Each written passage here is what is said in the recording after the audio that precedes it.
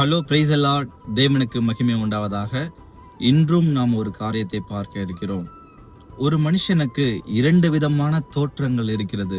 ஒன்று வெளிப்புற தோற்றம், இன்னொன்னு உட்புற தோற்றம். வெளிப்புற தோற்றத்தை நம்ம ஈஸியா கண்டுபிடிக்கலாம். இவர் ஹைட்டா இருப்பாரு, இவர் ஒயிட்டா இருப்பாரு, அவங்க ஷார்ட்டா இருப்பாங்க அப்படின்னு நம்ம ஈஸியா கண்டுபிடிக்கலாம். ஆனா நம்ம எல்லாருக்கும் உள்ளான மனுஷன் ஒருத்தர் இருக்கிறான்.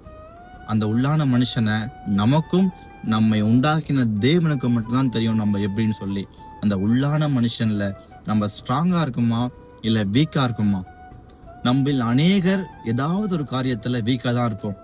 தேவையில்லாம ஏதாவது ஒன்று ஆசைப்பட்டுட்டு நம்ம சீக்கிரமா அதை வாங்கணும்னு சொல்லி நம்ம ஏதாவது துணிகரமான பாவங்கள் பண்றதா இருக்கட்டும், துணிகரமான பொய் பேசுறதா இருக்கட்டும், அதிகமான கோவப்பட்டு ஏதாவது சேதாரப்படுத்துறதா இருக்கட்டும், இந்த மாதிரி நம்ம உள்ளான மனுஷன்ல நிறைய பேர் வீக்கா இருப்போம்.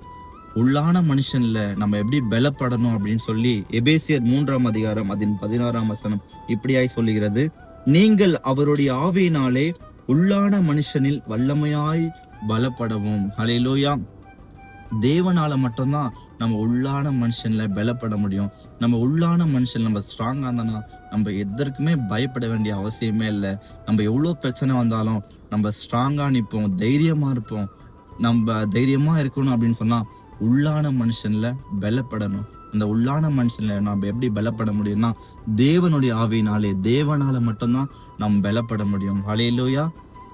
நம் இந்த வசனத்தின்படி நம்ம உள்ளான மனுஷன்ல நாம் பலப்பட வேண்டும் என்று சொல்லி அந்த பதிவை நிறைவு செய்கிறேன். தேவனுக்கு மகிமை உண்டாவதாக.